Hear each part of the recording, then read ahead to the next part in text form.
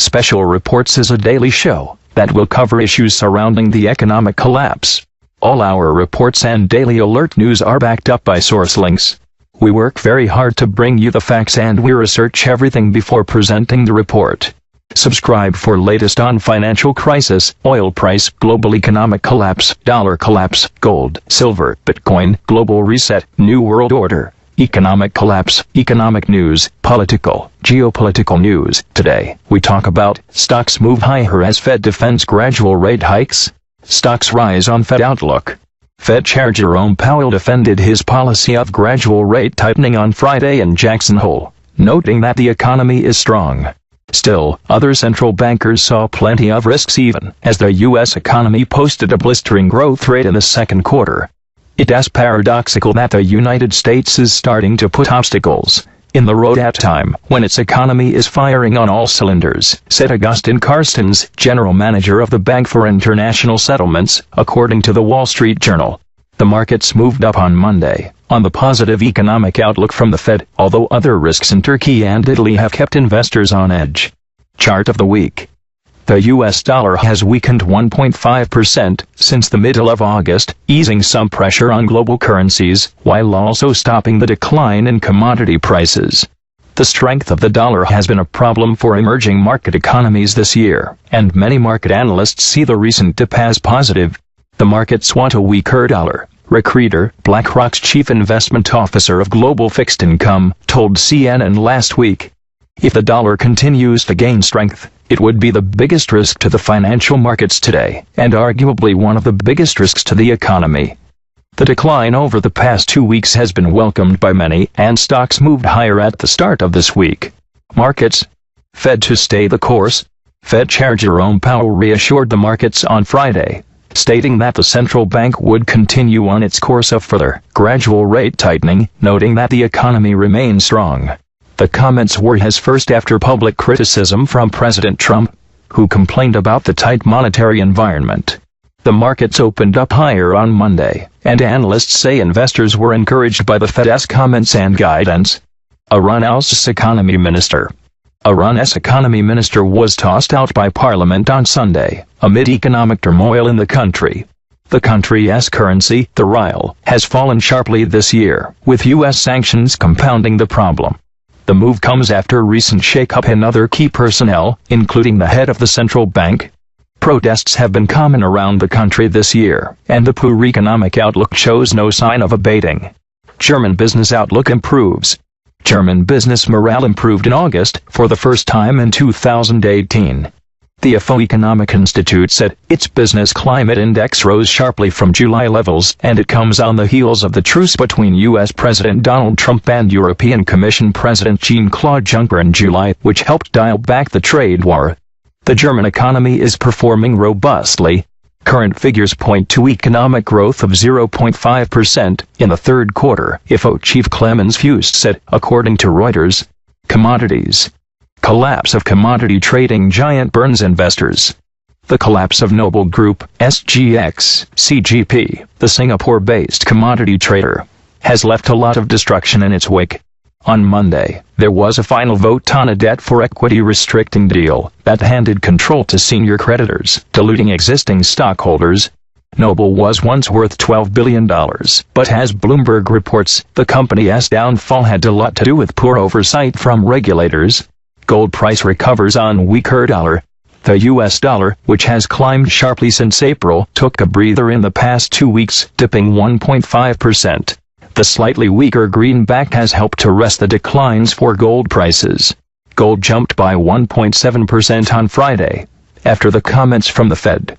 The fact that gold climbed in response was presumably because some market participants expected that the buoyant U.S. economy would prompt Powell to announce the kind of rate hike cycle seen, for example, between 2004 to 2006, Commerzbank said in a note, before adding that the fact that market participants had previously been very pessimistic towards gold is also likely to have contributed to the price rise. Commodity prices at risk as trade war escalation looms. Little progress was made in talks between the U.S. and China, and the prospect of the Trump administration's $200 billion in new tariffs on China looms. Meanwhile, Trump's best trade personnel consists of China hawks, making an escalation all the more likely. We're facing an escalating trade war over the next few months, David Dollar, of the Brookings Institution, and a top Treasury official in China, under the Obama administration, told Bloomberg. Few commodity sectors have been spared, with soybeans, corn, pork, and petroleum products already hit by retaliatory tariffs from China. Next up could be crude oil, although uncertainty remains. Energy industry and state capitals criminalize pipeline protests. After protests made the Dakota Access Pipeline national news 2 years ago, pipeline companies and their political allies in state capitals have passed a series of laws to criminalize protests against such projects. In Oklahoma, a new law would impose punishment of up to 10 years in prison for interfering with critical infrastructure along with a $100,000 fine. Laws such as this were replicated in multiple states in order to prevent a repeat of the Dakota Access protests. Energy holding up an AFTA. The renegotiation of an AFTA is reportedly close to the finish line, but the incoming president in Mexico has had some issues with the energy provision. The trade deal would grant too much power to international oil companies, in the view of President-elect Andrés Manuel López Obrador, AMLO. The negotiating team is run by officials as part of the current administration of Enrique Peña Nieto, but the trade deal will have to be approved in the Mexican Senate, and AMLO's party will soon have a majority, giving him leverage in the current negotiation even though he hasn't yet taken power. Nevertheless, the U.S. and Mexico resumed talks on Monday, and Reuters reports that they could be hours away from a deal, and Mexico's negotiators said the energy issues had been ironed out. Tesla calls off taking company private. Elon Musk reversed course and said that he no longer plans on taking Tesla, Nasdaq, TSLA, private. After receiving pushback from existing shareholders, not to mention the SEC investigation that he caused, Musk scrapped the $72 billion bid to take the company private. Tesla sank more than 5% in pre-market trading on Monday. Cryptocurrencies. Blockchain goes to the bathroom.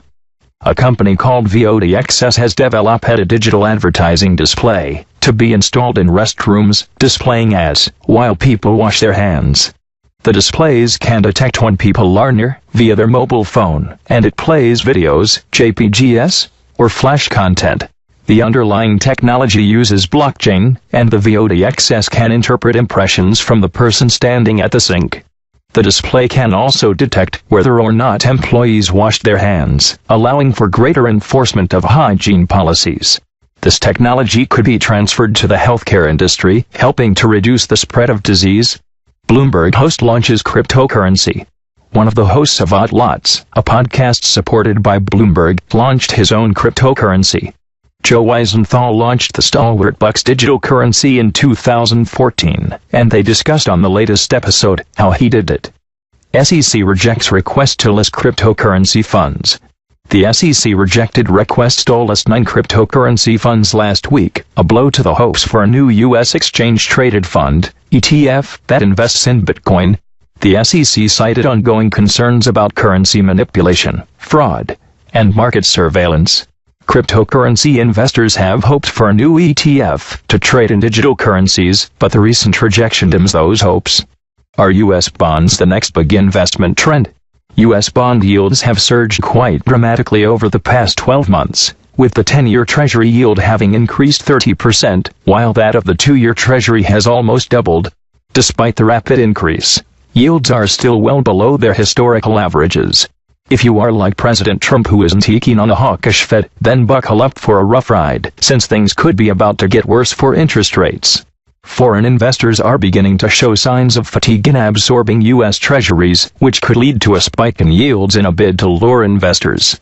That group of investors bought just $16.57 billion worth of fixed-rate bond supply in the month of July, less than 10% of the $170 billion on offer by the U.S. Treasury Department, and the lowest since at least 2009.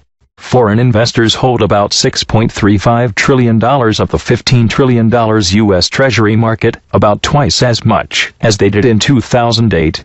Although that represents 44% of the total compared to 56% a decade ago. Due to the Fed's buying so much during its QE programs, it is quite clear that the U.S. economy relies heavily on funds borrowed from foreigners. China and Japan are by far the biggest holders of U.S. debt, accounting for more than $2 trillion between them. Top 15 foreign holders of U.S. Treasury securities. China is partly to blame for the slowdown. The country's uptake of the bonds peaked at $1.3 trillion in 2013, before slumping 15% in 2016. It recovered to $1.2 trillion in 2017, before calls from Beijing to slow down or halt purchases of U.S. securities due to ongoing trade spats started taking a toll. China's holding of U.S. government debt dropped to $1.179 trillion in June, while Japan's ownership slipped to $1.030 trillion, the lowest since October 2011. Other than persistent trade wars, there are other factors at play here. A resurgent dollar has increased hedging costs for foreign holders, making U.S. bonds less appealing. Stock markets could get hurt. Diminishing appetite for U.S. bonds and rapidly rising yields is bad on several levels. But perhaps none is more alarming, as the deleterious effects it could end up having on the stock markets. That's the case because they could start competing with the yields offered by equities, leading to capital flight from stocks to bonds. One of equities' major selling points since the financial crisis has been their higher yields compared to fixed income instruments, like bonds. In this case, earnings are considered as the yield of a stock. The S&P average earnings have been 4.3%, considerably higher than the sub 3.0% by the 10-year Treasury. Generally, investors demand a risk premium of not less than 1.5% on stocks in relation to bonds. So, it is quite worrying that the spread has shrunk to the lowest in 8 years, rendering stocks increasingly less attractive compared to bonds. The same case applies to commodities, like precious metals, since they are non-interest yielding. But investors can't take heart in the fact that domestic investors have been picking up the slack in foreign demand quite capably.